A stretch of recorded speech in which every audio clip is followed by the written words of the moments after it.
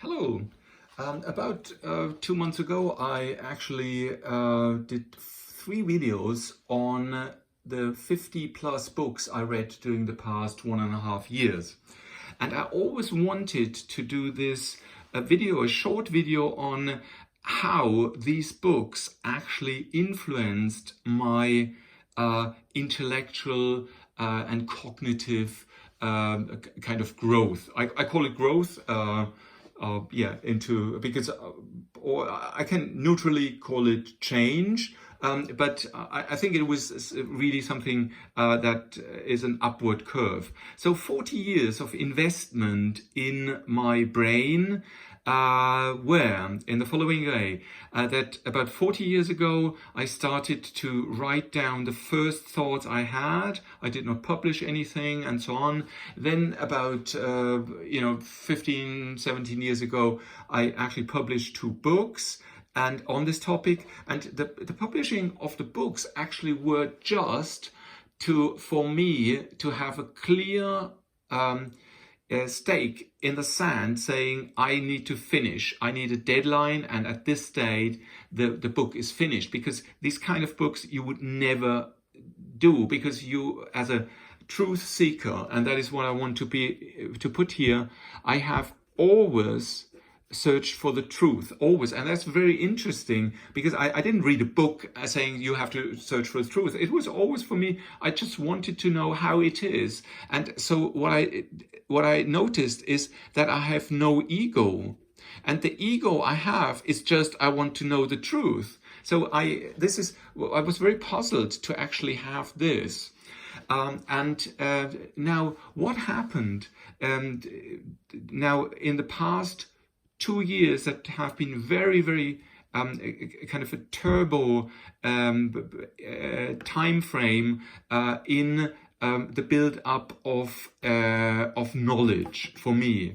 And the first book, so I have 4 books here that actually helped me extreme lot, that kind of are my compass, my guide, my current guides. And maybe I find new books for other books and so on, but they are at the moment this. So Professor Steve Peters, he actually gave me this idea of that there is an intellectual brain, there's a limbic system, the feeling, and there's the reptile brain. And now the thing is, we always think that we think here in the intellect, but the thing is, we always think here. And then this one is the slave. And that is what Peters said. He also said another thing: you're always perfect. And that gives you a lot of peace of mind. Now, the thing is, you usually then get asked, oh yeah, you're an asshole because you say you're perfect. No, it's not that I'm perfect. Let me explain. And then it's this: you're always perfect at this moment. You're perfect with all the things you knew, with all the conditions that there are. You have done the perfect reaction. And now, obviously, pair this together with become a better version tomorrow, or next second, become a better version of myself. Yeah. So I'm perfect today, but I want to become a better version of this perfect person. And this means you're always very calm. And that is fantastic. You love yourself because you are perfect. And that's great. And then you want to become a better version of that. Fantastic. So you're calm and you become a better version of yourself. And now this leads to this fantastic book, which is The Power of Now, jetzt called in Germany, by Eckhart Tolle. And now I have to say, if I would have read this book 10 years ago, I think I could not have understood it. And now I think I pretty much understood, because what he says is we only have now. And that is perfectly understandable for everybody, because now is the only moment we have.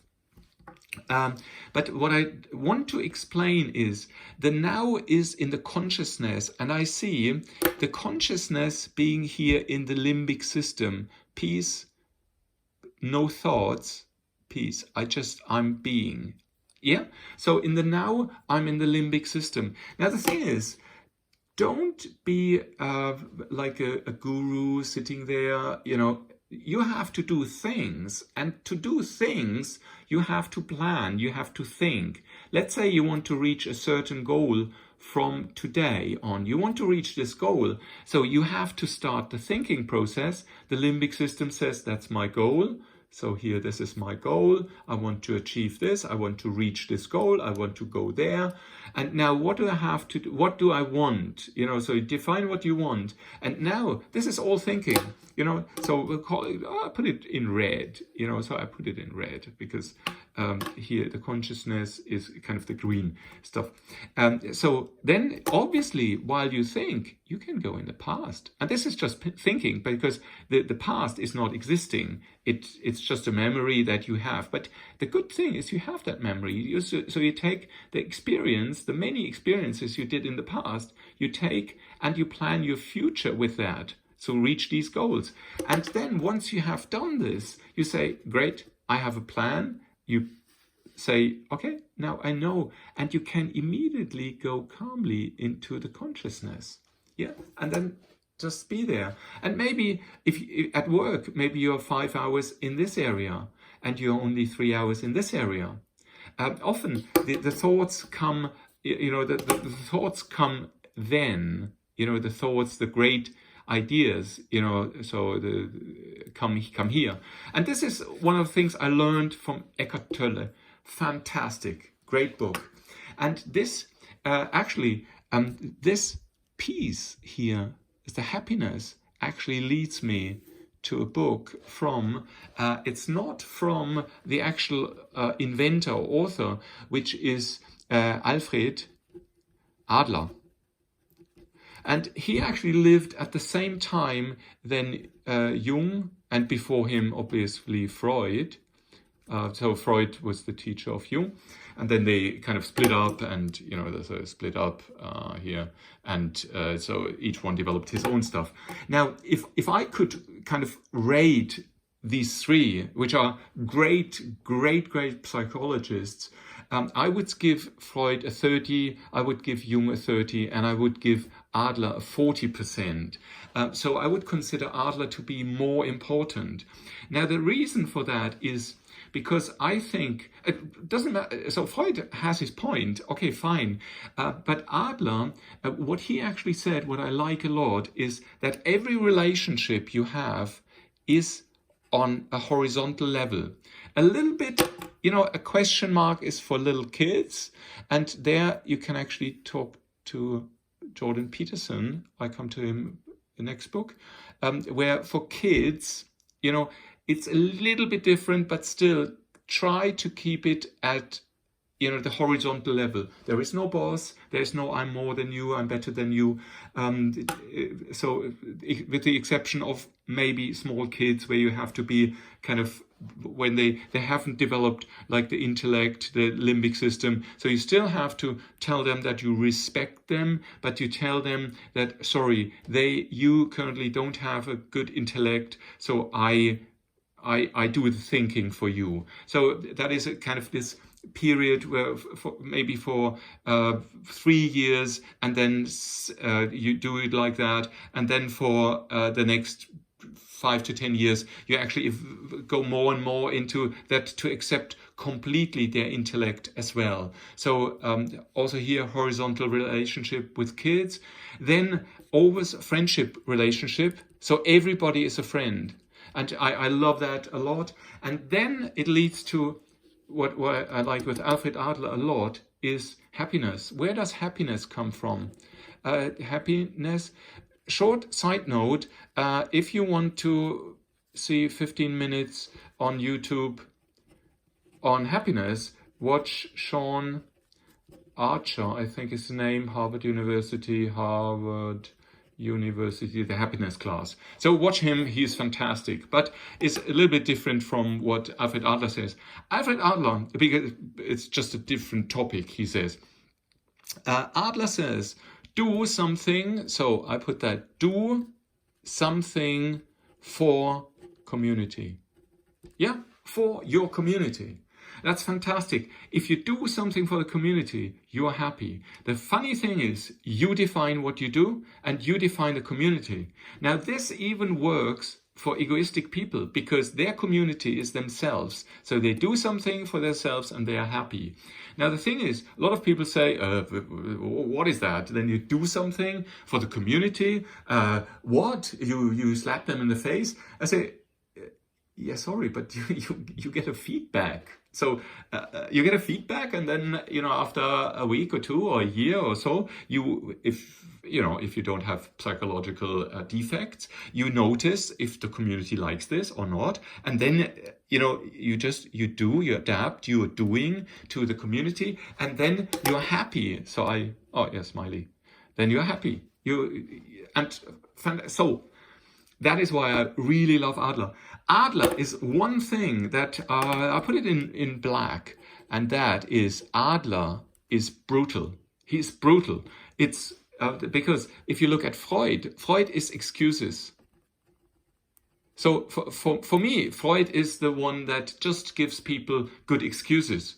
So they say, I have a problem with that. And then he says, oh, okay, I understand why you have a problem with that. Okay, you're fine. Then he goes away and says, oh, great, I feel great. Yeah, I feel great. But you didn't heal him. Alfred Adler is different to that. It's very different here. And maybe I show this because it's very, very important. It's this triangle he has. The triangle is poor me, so poor me, and bad you. So this is what usually people say is, if they get treated in a specific way, or you didn't finish this, or you arrived last, and so then somebody says, oh, poor me, yeah? Or they would blame somebody else. Or the environment is stupid, and I missed the bus because of whatever, because my shoes were hit themselves or whatever. Yeah, so it's always blaming somebody else. So this is the normal behavior of people is it's poor me and it's bad others. So blame others. And it's never blaming themselves. And now Adler says, do. So what do you want to do? Okay, fine. Your maybe reptile brain says here, poor, yeah, and the limbic system, somebody has to comfort you. Okay, fine, done, yeah. It is 5 minutes, 10 minutes. Okay, you're comforted. Okay, fine. And the other people, maybe they didn't do it on purpose. Maybe they did. So you learn something. This one is always bad to you. Okay, fine. But that's how he is. Okay, so done. Okay, what is your next step? To not run into this and be happy. Okay, that is why I love Alfred Adler. Now the thing is, now comes a person which is Jordan Peterson, which I only got to know maybe 6 months ago via YouTube videos. And he has about I think 500 hours on YouTube, all his lectures and so on. He's from Canada, and the thing that amazed me with Peterson is clarity of thought. Yeah, clarity of thought. Oh, sorry, can't read this. Yeah, clarity of thought.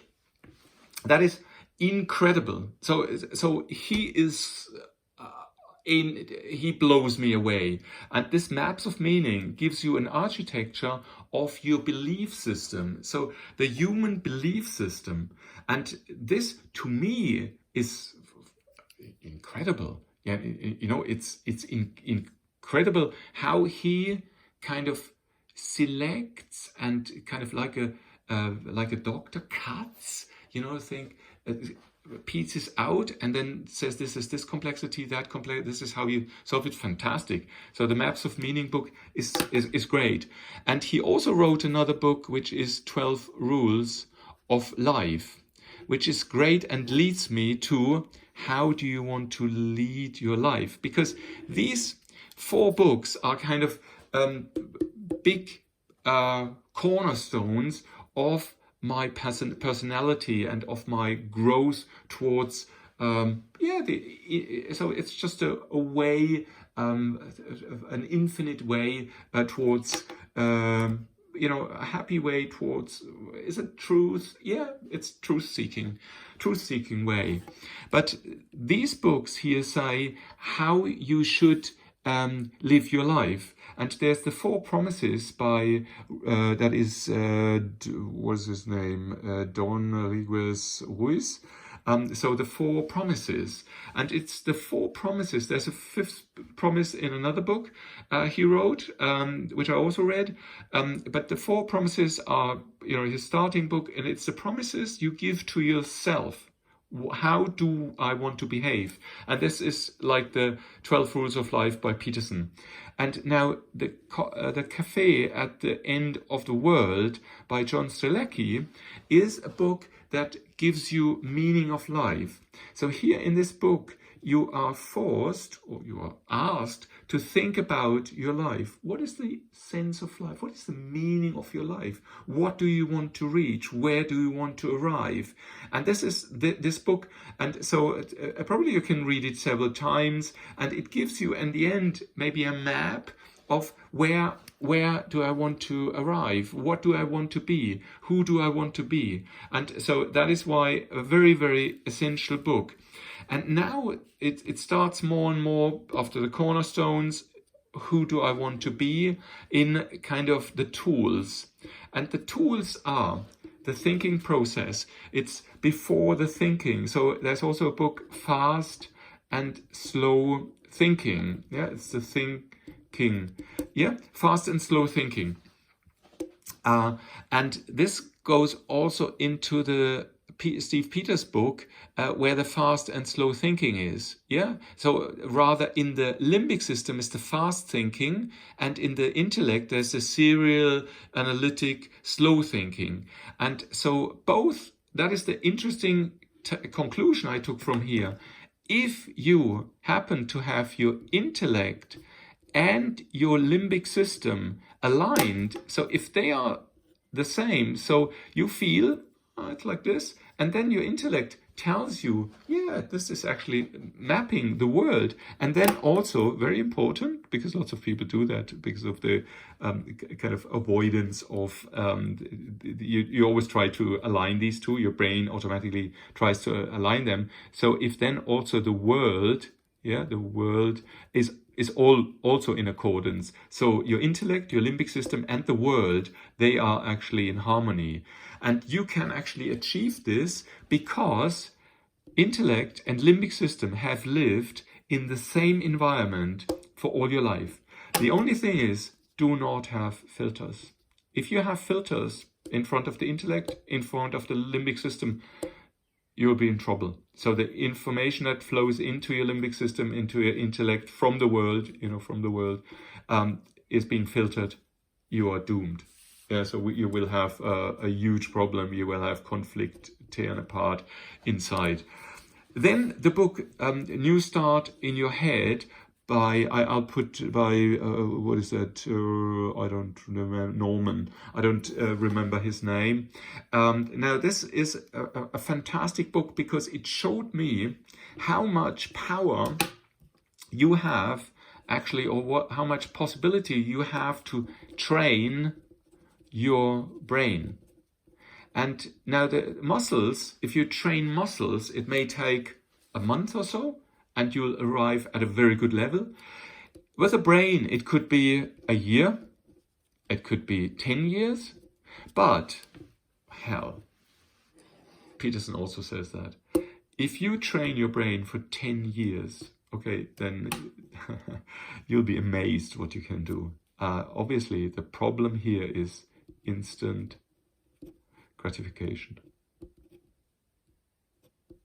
Yeah. So if you need instant gratification, you are in trouble, because then you often will not be able to train your brain in a way that is needed. And this book actually talks about that the brain is so flexible at old age, but also when you're young and you have an injury, brain injury, you can actually compensate for that. So your brain is actually, that's the plasticity of your brain. You can rewire almost everything.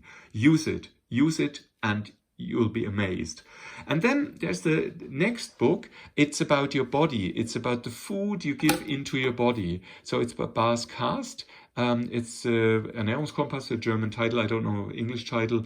So it's a scientific book, evidence-based. What is good for you? What is bad for you? So this gives you, like clear rules. You can eat, at what time you should eat, and so on. And I think this is, for me, let's say 50% is obviously clear. Everybody knows that. Eat fruit, eat vegetables, don't drink a lot of alcohol, don't smoke, and these things. Everybody knows most of these things. But the other 50%, that is a thing he tells you. And then, try to implement this, and you'll be fantastic. I used to, I'm doing this. Not all what he said. I do other things as well. I aligned it with more information I got, but there's a lot of potential here. And now a lot of people might ask, and exercise? Exercise? Well, yes, exercise is extremely important, but I don't need a book. It's just get on with it. Go jogging. Yeah? Jogging. Go cycling. Cycle. Take your bike. Hiking. Go swimming, whatever, just go 2 hours, 3 hours. If you want to, and you say you don't have time, get up at 5 o'clock and go for a walk for 3 hours until 8 o'clock, and then go home and take a shower and go to work. That's it. Do that for 30 days and you're fine. You don't need a book for that. You just need, get your ass out of your bed or your sofa. That's the only thing. But you don't need a book.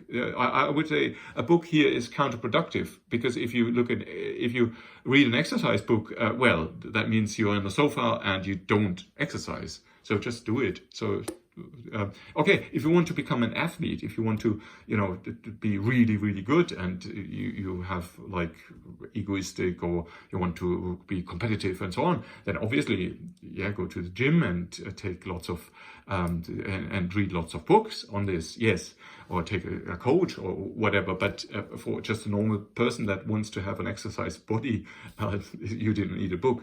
And then, in addition to all these, there are now 9 books.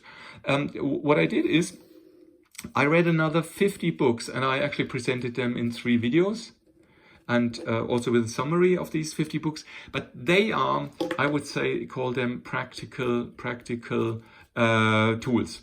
So it's a toolbox of things that help you in your practical life, which is work faster, people skills, psychology, how to structure your workday, software development, innovation, DevOps, disruptive change, leading change, whatever, economic conditions, economic issues, and so on. So a lot of books, some also supporting these kinds of things. There are several books from Strzelecki, several books from him, several books also here on this, and a second book on this. So a lot of books that I also read or listened to to support or lead me to these other books. But as I said, these ones are the 9 most important ones. And as a conclusion, I want to say that now the search for this truth, I consider myself to be a truth seeker, is a continuous climb, because the truth is always, it's always somewhere ahead of you. You want to reach that. You have reached a certain, let's say you have reached a certain level of truth, and then you say, oh, great, I understood this. But then the way is further up, and the truth is here, here, and here. So it's a constant climb. Now, the thing is, if you are, an opinion thinker, so that means, my feeling says that, oh, I like this. I want to be in harmony with these people, and I just say, oh, that's great, I love it, yes, you are right, and so on, instead of saying, oh, well, what you said is, I think not on a scientific level, not correct. But a lot of people say, I have an opinion on scientific things. So that is the let's say that is the big thing we of our current time, is that people actually think that an opinion is something that stands at the same level as a scientific evidence. Now the thing is, it is very, very acceptable to have an opinion on, for example, on whether something is nice, something smells good, the music is nice, or these people are nice, or I enjoy myself. Fine, that the nature is great and the birds are singing. Excellent, yes, but that is an opinion. And I would kind of, if I compare it, the search for truth is a continuous climb, whereas the opinion seekers, that is a circle. That is just a circle. You know, you want happiness and you like it and you like, but it's not reaching a specific goal. It's you circle, and it's a happy circle. You know, it's fantastic. So both choices, to truth seeker and happiness seekers or harmony seekers, or I think that science works like this. Yeah, fine. Both is accepted. But one is circular and the other one is kind of a climb towards an infinite goal, which is always higher than what you will reach. Okay, that was long. I hope it came across relatively well. Most people will not be here after 27 minutes, but it was very important for myself to actually state this, because I think there's a lot of stuff in this, and if somebody says, "Oh, fantastic! I could take some parts out of that. Maybe if it's only a few of these titles of the books." The 50 other books I have in 3 videos, 3 former videos. So go for it. Thank you for listening, and bye-bye.